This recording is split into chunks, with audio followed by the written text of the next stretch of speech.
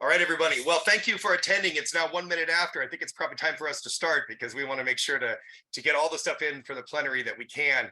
I want to welcome you all to the inaugural 2022 National Vehicle Residency Summit brought to you by the National Vehicle Residency Collective.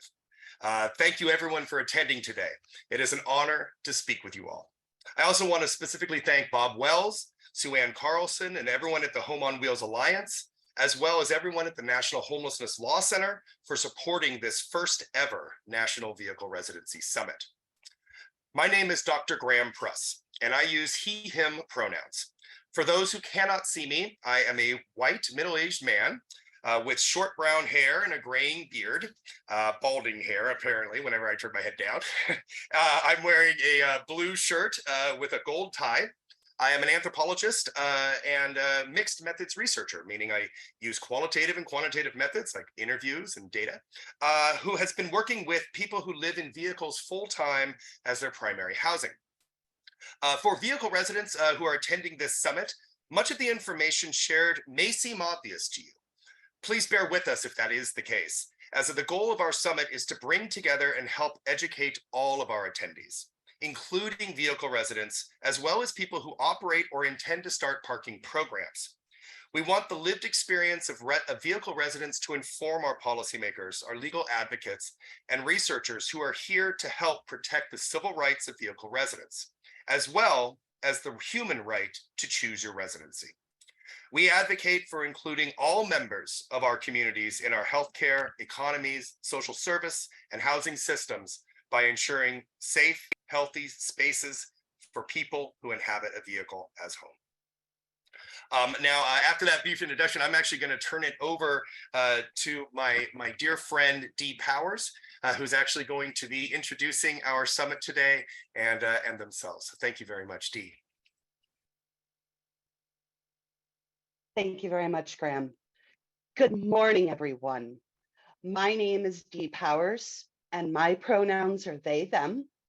For those who cannot see me, I am a white non-binary millennial with blonde curly hair, wearing a green flowered button-up, large headphones, and thick black rimmed glasses.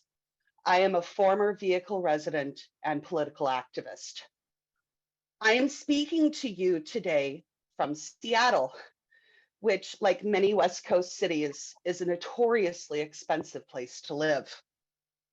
I was abruptly priced out of the rental market here back in 2015, which ended up meaning my household, including 2 cats, moved into a 32-foot motorhome we parked in an industrial neighborhood of the same city I've always called home.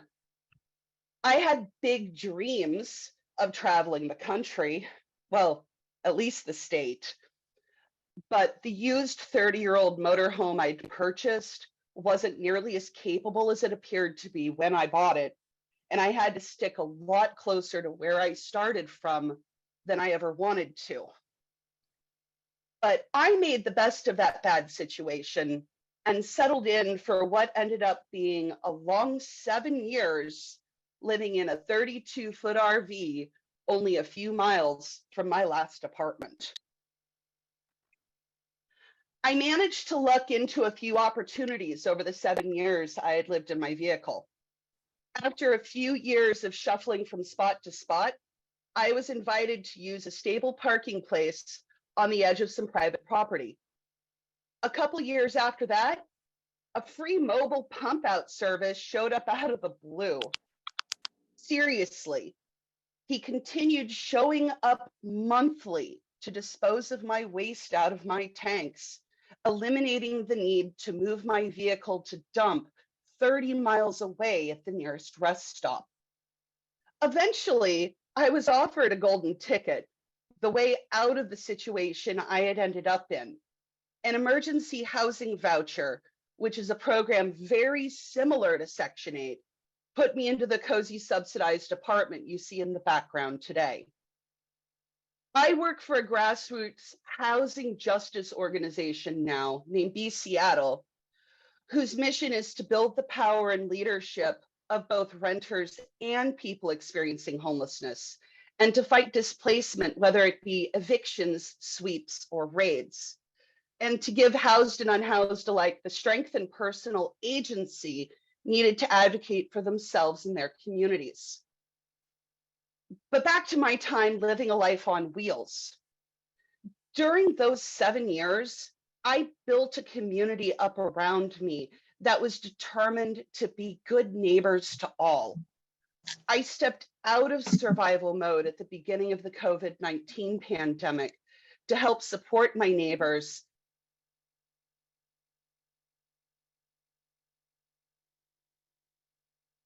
Am I still here? Sorry, I accidentally muted you, Dee. My apologies.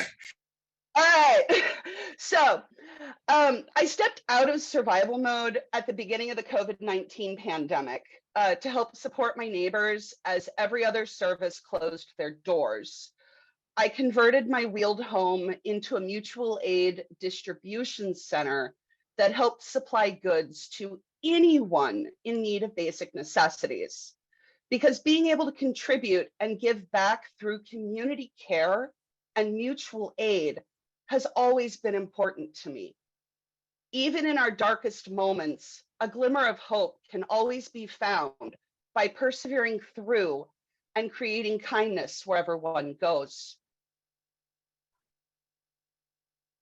I handled a wide variety of goods, big and small, during that time, as big as a few supersized tarps for a school bus, or as small as the offering of socks, masks, and hand sanitizer at the height of the pandemic. But most frequently and importantly, a friendly face that never passed judgment. We all have our needs. We all have our strengths and skills, and we can share those skills with one another to create a stronger and more adept community. The road may sometimes feel lonely, but we're not alone. We have each other. I choose to speak out openly against the injustices only experienced and noticed by people like us. We are no less a part of society than those who live attached to a foundation of stone and deserve to exist and thrive regardless of our individual circumstances. Humankind has always been prone to wandering, to exploration and travel, transforming ourselves through our experiences and the people we meet along the way. The horizon, once seen as a looming threat to ancient seafarers, is seen instead as a new adventure rising up to meet us and an opportunity to expand the miles of road beneath our wheels. But our world has grown more and more hostile to an untethered, nomadic way of life. And the denser populated of an area, the more hostile it seems to become, despite services being concentrated in those same densely populated areas. Seas of boulders and 2-ton concrete blocks now line up one after another, limiting access to parking places where I could once comfortably live out of my oversized vehicle for at least a night or two. Public restrooms were always locked and inaccessible in the few places they still exist at all. Police and community alike making it very difficult to simply survive, much less thrive. Vehicle residents have always existed, and we will always exist. Policymakers cannot erase us through stricter parking regulations or laws banning us from staying overnight. A summit like this one is a vital way for us to be acknowledged, to be seen, and to put our heads together and express our needs in a unified way. We have the right to fulfill our basic needs without being criminalized for simply existing. We deserve to be able to speak up and be heard through our voices, our actions, and the accessibility of the ballot box. We do not deserve the endless demonizing of local media, the spotlights in our windows at night, the hateful crimes that target us in our vehicles if we park close to a populated area. We deserve to be treated with the same respect given any other resident of any other town, not looked down on because we live our life on wheels instead of in a stationary structure. Although I recognize that many of us want the ability to travel, there are those of us who wish stability. A safe parking program with sanitation services and social worker support would have done me a world of good, for example. Or an affordable RV park with hookups that wouldn't discriminate against me due to the age of my vehicle. Or even a permissible stretch of roadway with porta potties and a dumpster. The options for us grow more limited the closer we get to populated areas, and that shouldn't be the case. There are ways to accommodate vehicle residents in any area, urban or rural. Whether you live in a vehicle by choice or by happenstance, provide services to those living their lives on wheels, or you are a policymaker considering ways to better accommodate our existence, we welcome you and hope you come away from the next 2 days better informed about vehicle residency and what needs to be done to allow us to truly thrive in a world that wants nothing more than for us to settle down, put down roots, and pay a landlord for the privilege. Home is here. It's in the heart. It isn't stuff. It isn't bricks or stone. It's community, and it is where one finds security and comfort. And all of that, my friends, can be taken along for the ride. And with that, I will hand the microphone back over to Dr. Graham Pruss. Thank you. Wow, I'm not sure how to follow that. Thank you so much, Dee. That was wonderful, and such a great way to frame our summit today and our total summit for these next 2 days. It is such an honor to know you, Dee, and thank you so much for sharing your story and your experiences, and for really helping to frame this next 2 days. You were, everything you said was perfect. This is exactly. I'm honored to be here. This is important work. Thank you. Thank you. Well, everyone, again, my name is Dr. Graham Pruss. I want to let you know we are trying to turn on the closed captions. I know that we've had a lot of people ask. We're not sure if we're going to be able to with this account, so please bear with us. If not, I apologize. It is something we will add for the 2023 summit for sure. So if we can't get it on today. Again, my name is Dr. Graham Pruss, and I use he, him pronouns. I am an anthropologist and mixed methods researcher, meaning I use qualitative interviews with people and quantitative data, who has been working with people who live full-time in vehicles as their primary housing. For the past decade, I've helped to share the experience and expertise of vehicle residents with service providers, legal advocates, as well as municipal, state, and federal agencies across the United States. I personally was drawn to this work based on my own lived experience as a formerly homeless teen in the Bay Area, as well as years of dependence on social service and housing assistance as a teen parent. I was privileged to pursue a college education at 35 years old as a non-traditional student, and encourage you to do the same if you're so interested, and completed a PhD in 2019 at the University of Washington in anthropology. My doctoral research focused on my work with local advocates, many of which are on this line now, which we should say we're over 200 people on here, which is wonderful. But with many local advocates to help start Seattle's first safe parking program in 2011, where I was employed from 2013 to 2015 as, at that time, the only city-funded outreach provider to around 1,500 people living in vehicles. During that work, we developed methods to include vehicle residents in the annual point-in-time counts of people who live in public spaces. And these were implemented during the King County point-in-time counts from 2017 to 2022. I've advised the King County Regional Homelessness Authority, Seattle's safe parking programs, and the Scofflaw Mitigation Task Force. I should say advised or worked alongside. As well as the Washington State Legislative Advisory Committee on Towing and Impounds in response to the recent Long versus Seattle ruling.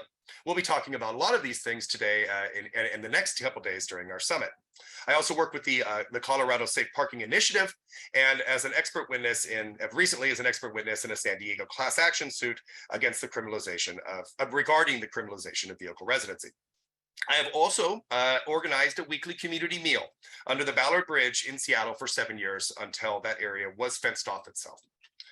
I recently finished a postdoctoral fellowship at the University of California, San Francisco, at the Benioff Homelessness and Housing Initiative, working with doctors Margot Cushell and Kelly Knight, where we were able to expand my research with vehicle residents across California and the Western US.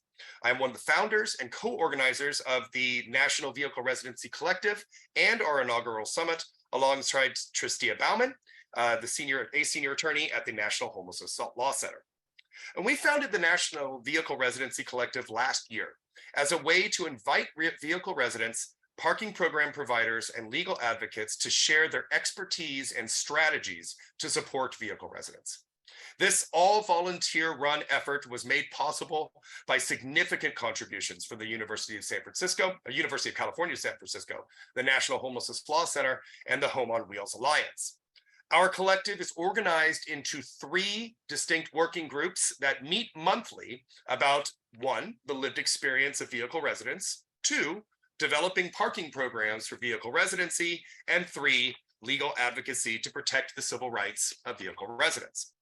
We have been honored to work with vehicle residents, parking program providers, lawyers, researchers, and policymakers from across the US to bring you our 2022 summit. Please visit our website at vehicleresidency.org if you haven't already. I would imagine you had to sign up for the summit in order to learn more about our collective and to sign up for one of our 3 working groups. I have to mention, we have all been burning the midnight oil to bring you this successful summit. And I want to personally apologize for any messages we may have missed or any applications that we have. We will be responding to you after the summit. And also to anyone or any person or organization that we may have overlooked in inviting to this summit. Please, we intend to invite you personally next year as well. Now, creating our collective and this summit has been a labor of love by dozens of people who contributed hundreds of hours of their time. This first ever National Vehicle Residency Summit will not be perfect. We will likely have technical difficulties, such as not being able to bring on closed captioning, and we will make mistakes. We ask that you please be considerate and understanding to our planners, our presenters, and all of our attendees. Each session will have a chat moderator who will maintain a healthy and safe conversation space. While we value diverse discussion and encourage you to bring up your own personal opinions, please know that any personal attacks or targeted profanity could result in being removed from the chat room and the session. Please also keep any crosstalk to a minimum in chats. That's kind of personal conversations for those who don't know the term, so that our moderators can more easily pull questions from our chat conversations and then pass those along to our presenters. And please let us know afterward if you have any ideas, any thoughts, any suggestions, so that we can improve our summit for next year. Each of these sessions will be around 45 minutes with a 15-minute break in between. Today's sessions will mostly be presentations of people sharing their information, their research, and strategies to better support and include vehicle residents across the United States. Tomorrow's sessions will be primarily conversational, with moderated discussions on presentations shared today, as well as additional sessions on new information. There will be several presentations tomorrow as well. There are so many sessions that we could highlight right now, but I don't want to take any more of your time. So instead, I would like to pass the mic over to our dear friend and colleague, Bob Wells, for his introduction and to hear more about the sessions that he's excited for. Bob? Hi, everyone. I'm glad to see you here. I'm glad that we're all interested in this same topic. I am just to introduce, for those who are here, sight impaired, I'm an older man, gray hair, long gray hair, longer old fart. Think old fart and you're thinking me. I go by he, him. I have lived in a vehicle for over 20 years. Not continuously, but 6 years in one spot and then 14 in another time frame. And in the 20 years that I have been living in a vehicle, I have devoted myself to understanding vehicle residency, how people end up in vehicle residency, and how it can be improved for the people who end up in living in their vehicles. I think of them as nomads, but in this conference, we're talking about vehicle residents. In 1995, I went through a divorce. I ended up not being able to paid for two households. My wife, of course, got the kids, and I moved into had to move into a new apartment. Couldn't afford it. I literally could not afford it after the divorce. So this was in Anchorage, Alaska. I'm an old time backpacker, hiker. I backpacked and camped all over Alaska. So I knew how to live in a tiny, out of my backpack. So I decided I'd live in a vehicle. I moved into an old beat up box van. It was really old and beat up. And I lived in that vehicle for 6 years. And at first I was, the emotional trauma of divorce. Many of you have gone through that, and you know what that's like. The emotional trauma of divorce is so severe that, and to add on top of it, being this total failure at life, I can't even afford an apartment. I'm living on the streets of Anchorage in a van. And I was full of shame, the feeling that I was a failure and a loser in life. But then a remarkable thing happened soon. And I mean, within the next 6 months, the first year, I started to love living in my vehicle. I started to love the freedom. I loved most of all was at the first of every month, I didn't pay rent. And before long, I found that for the first time in my whole life, I was truly happy. I was truly felt like all was right with my world. And that raised the question of why. What was so wrong with me that now that I was a total failure, as far as this society was concerned, was for the first time happy. Well, I devoted the last, this was 1995, devoted the last 27 years of my life to finding out why. And I think I have found out why. And I believe that living nomadically, living in vehicle residency is a normal and natural thing. And along the way, and so in 2005, I started a website to promote vehicle living. And later on, I switched over to YouTube and Cheap RV Living, YouTube and cheaprvliving.com. And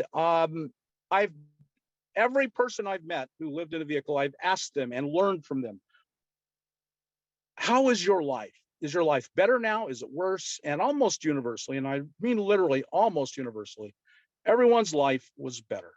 Now, of course, that's not always the case. And there are people for whom this is not their chosen way of life, and it's not what they want.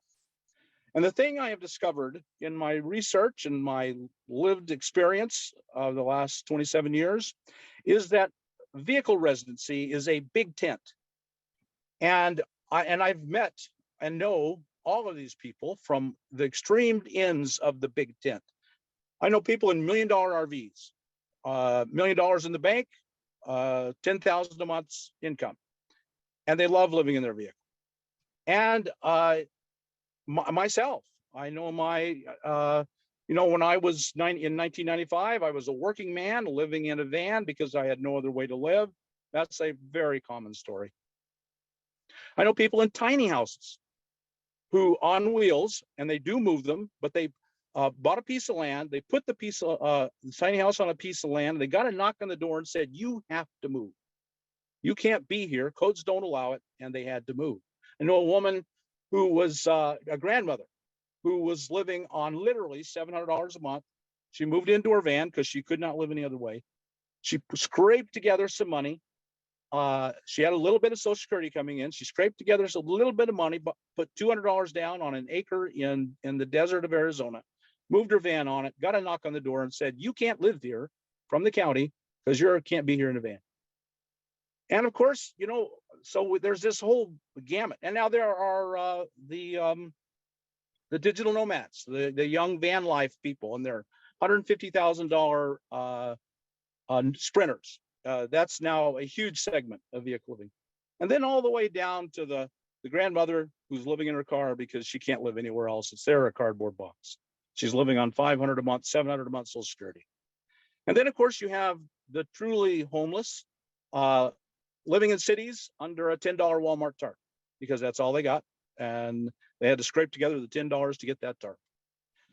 And all of these people, this is a big tent. And here's what makes the connection tie between all of them. We are all afraid of a knock on a door because there is some government official with a gun on his hip who can knock on that door and say to us, or shake our tarp or shake our tent and say to us, "You have to move. You can't be here." And I would dare say that nearly all of us from the $1 million RV to the $10 tent, $10 tarp, have had that knock on the door, and we're all afraid of it. I'm in a position in life where I don't have to be afraid of it. If I see a BLM or a National Forest Ranger pull into my camp, I get that gut restriction, and I just feel that. I'm afraid, and I know that knock on the door really, really well. I still fear it and experience it. So the question is, can we as vehicle residents do something better? Society seems to reinforce that shame, that initial shame that so many of us feel, not all, of course, but so many. Is there something that can be done about that? Is there some way we can work with government that they don't want to make us feel ashamed? Of all those knocks on the door, I'd say it was about 50-50 of the ones who the guy with the gun on the other side looked at me with contempt or looked at me with kindness. I would say it's been about 50-50. If I were a $10 tarp in the city, my guess is it was much closer to 80 or 90% contempt. So, but we all have that in common. And I think that it's something that every human being needs to consider. Should we allow this to go on? Is there a better solution to deal with vehicle residency than to make them feel ashamed and to chase them around and to give them that knock on the door and say, go die somewhere else. We don't want you here. So I believe that's a very important question. And that's the point of this meeting, this gathering, is there a better solution? Now, coming up later on today are a couple of, one is at 3 and I believe at 4, 2 sessions that I am particularly interested in that very specifically address this topic. At, let's see, at 4 p.m. Eastern time is a session called Criminalization of Vehicle Residency. And I think that's a very, very important topic. I think we are to be admired. Anyone who has made the decision to live in a vehicle should be admired, not held in contempt, not chased around, not treated with contempt, but admired. And when we started Homes on Wheels Alliance, Sue Ann Carlson and I made a determination that we would always treat our clients with admiration and never with pity, never with you have failed your life and I'm going to help you out because I'm so great, but an admiration that you have chosen to rise above and become your best. Another session that I think will be very, very good is at 5 p.m. Eastern time, state and federal policies affecting vehicle residents. Ultimately, there's an awful lot of federal money behind every knock on the door, whether it's city or state or county or federal. And so I think starting with the federal government is an important first step for all of us. Well, I thank you all very much for allowing me to speak and hearing me out. I believe I admire you. If you are speaking about your experience, which you probably at some time felt shame over, and you're willing to come here and publicly say, I'm not ashamed. I want to help anyone else to not feel ashamed. Or if you've come here because you care enough, it doesn't impact you directly, but you care enough to come here and devote your life to making someone else not ashamed and not living in misery. Wow, thank you. So with that, I'll turn it back over to Graham. Thank you, Bob, so much for your wonderful and words of wisdom, and thank you for sharing your own experiences as well. And I'm seeing so many people saying I'm not ashamed, and we should not be. And I thank you for saying that, Bob, because nobody should be ashamed of what, particularly for as we talk about the human right to residency, that people should be able to be proud of their homes, particularly the considerable investment and personal economic investment that so many people, particularly that are here now, have made into their vehicle homes. I want to, real quick, and I also, thank you for sharing your lived experience and the diversity of your experiences with Dee. I think it's wonderful to see the overlap here, and so many of our attendees, I'm sure, have stories that resonate with yours and Dee's. And one of the things I'd like to take a moment to share is that the Home on Wheels Alliance recently had an event called the Build Your Own Vehicle event that I was privileged to be able to attend, and saw Bob and Sue Ann and many other members there. And I'd actually like to show a quick video from that, talking about that event that actually goes through how people can start an event like that themselves, for those of our parking program providers or city officials that might have joined who are looking for doing similar work. I'm going to share my screen now, and hopefully this will work. Can everyone see this video? The Bring Your Own Can you Vehicle hear it? or BYOV build Yes. program, Yes. sponsored by Homes on Wheels Alliance or how.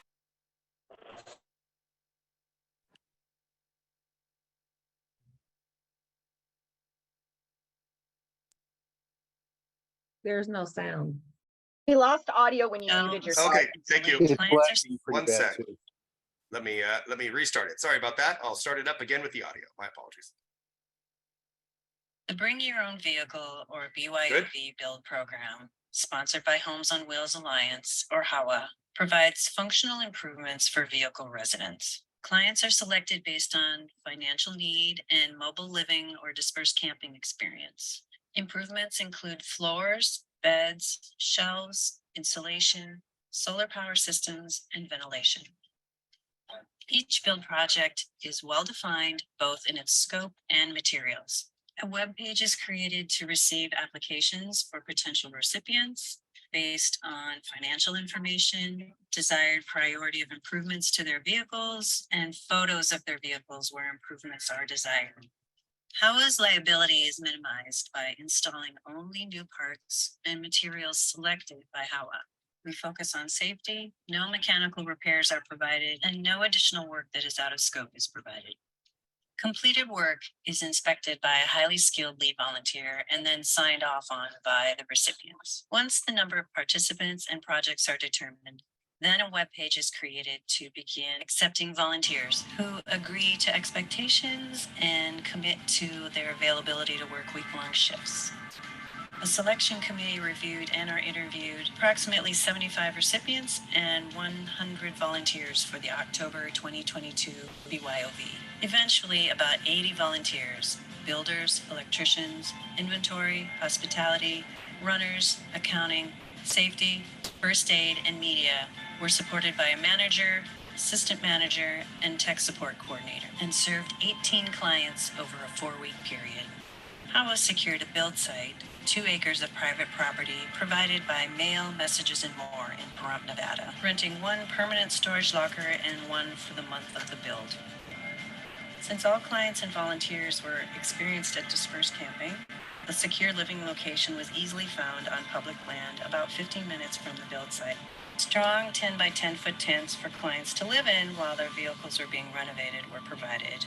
41 projects were completed. 7 shelves, 7 200-watt solar power systems with roof-mounted panels, 7 12-volt ceiling fans, 5 Reflectix for windows, 5 beds, frame and platform, 5 200-watt solar power systems with portable panels, 3 subfloors with vinyl flooring, 1 wall insulation with skin, and 1 ceiling insulation with skin. The entire process was videotaped and photographed by a volunteer media team, which shared weekly videos on Facebook and YouTube. Possible additions for the April 2023 BYOV include providing a mentoring program, adding smaller projects, and finding a larger parcel of land for the next build.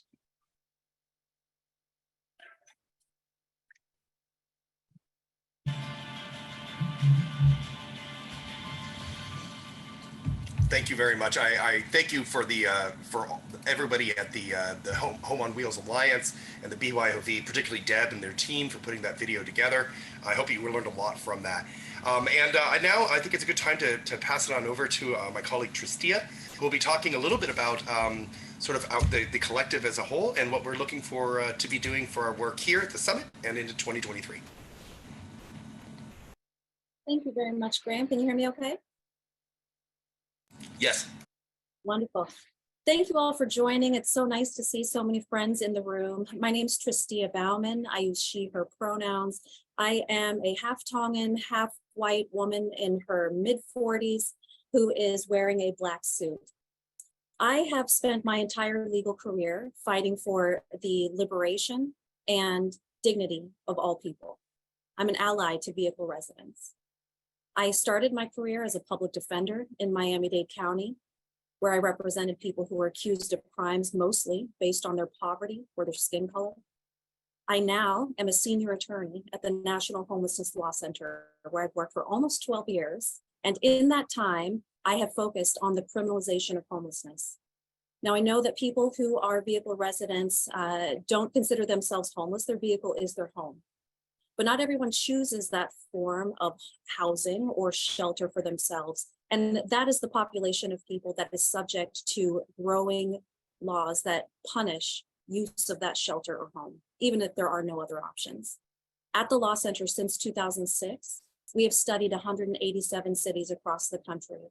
And what we have found is that a growing number of cities punish people for living outside for survival activities, including using their vehicle as a place where they can sleep, rest, have some basic privacy, some basic security, or store their property.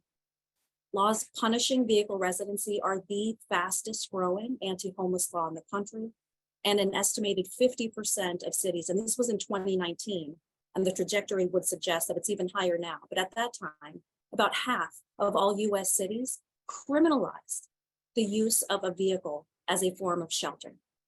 Now, those types of policies we'll discuss a little bit more at some sessions later today.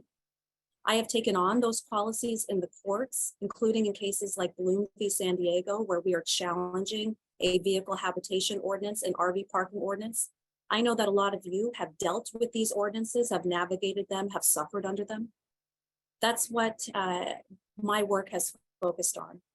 I also lead a group called the Housing Not Handcuffs Justice Network.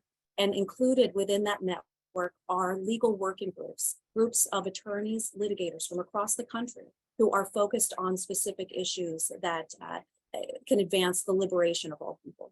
And one of them is a vehicle residency working group that is part of the National Vehicle Residency Collective that I am honored to have co-coordinated with Graham since its inception. I'm thrilled that you all are here today. You heard a little bit about what we did in 2022. In 2022, we had working groups. We wanted to bring a community together. As I told you, there's a set of policies that target vehicle residency, but vehicle residents have been largely ignored by the law. Where the law addresses them, it's mostly been as a weapon. There aren't federal funding streams that support services to vehicle residents. You'll hear more about that in our federal and state policy session. There aren't laws that support the stability, safety, and parking options for people who are using their vehicles as either temporary shelter or long-term housing. And that was one of the goals of the National Vehicle Residency Collective, to bring the community together and to have a summit where we can show that we are a large, growing number of vehicle residents and allies who deserve to have policies that support and reflect the needs of vehicle residents. We're thrilled that we had over 576 registrants for the very first ever summit, and we're looking forward to 2023.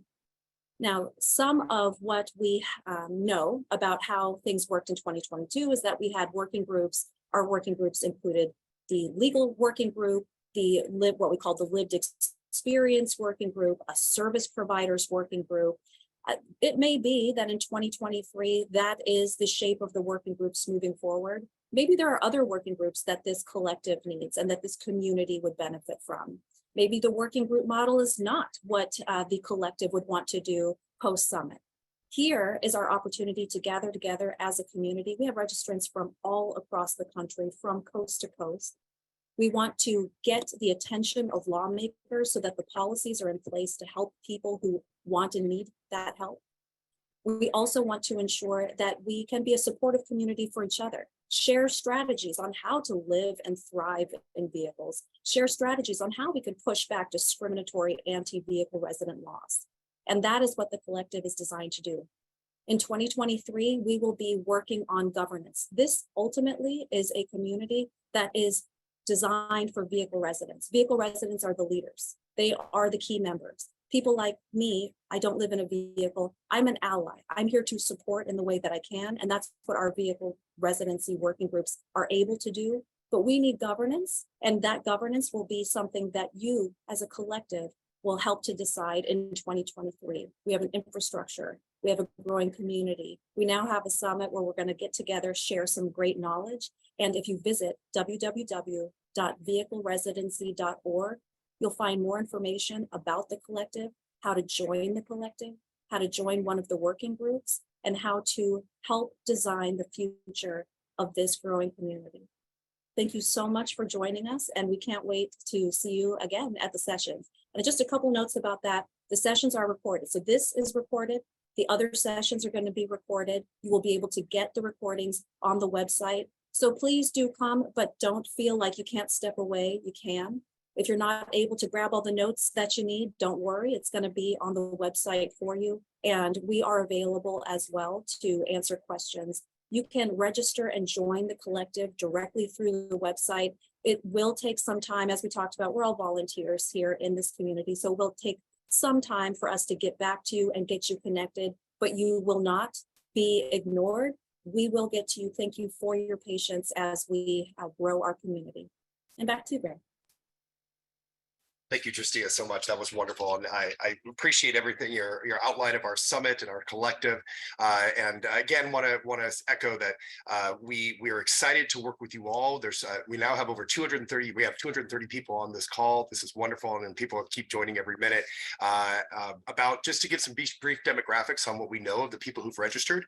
Over 500 people registered for this event. About 1/3 of the people who registered have direct lived experience living in vehicles. Either they do currently or have in the past. About 1/3 of our registrants are people who operate or are hoping to start a parking program. And about 1/3 of our registrants are people who work in legal advocacy, in policy work, or directly in local governments, states governments, and the national federal government. This is a wonderful group, and we're very, very excited to have everybody here. I feel like I just can't stop grinning from ear to ear. We have about 2 minutes left of this session before we take a 15-minute break. Just as a reminder, if you came in later, each of these sessions will be 15 minutes, and we will have each of the sessions will be 45 minutes, and then we will have a 15-minute break between each session for anyone to use the restroom, to take a little bit of time. We have a slideshow that I'm hoping to show, but I unfortunately might not be able to show it right now because we're having a little bit of technical difficulties with it.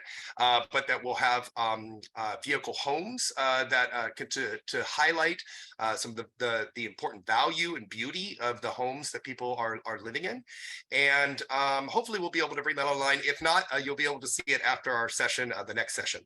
Our next session is another plenary. That means that it is intended to be attended by all members.